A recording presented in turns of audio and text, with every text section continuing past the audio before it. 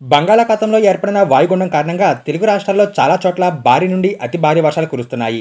ముఖ్యంగా ఏపీలో ఉత్తరాంధ్ర, గోదావరి జిల్లాలతో పాటు ఉమ్మడి కృష్ణా, గుంటూరు జిల్లాల్లో భారీ వర్షాలకు వాగులు పొంగి వరద నీరు రోడ్లపైకి చేరుతుంది. దీంతో చాలా చోట్ల రోడ్లపైకి రాలేని పరిస్థితి ఏర్పడింది. అయితే మరో 2 రోజుల పాటు ఇంకా వర్షాలు కురిసే అవకాశం ఉండడంతో ప్రజలంతా అప్రమత్తంగా ఉండాలని అధికారులు సూచిస్తున్నారు.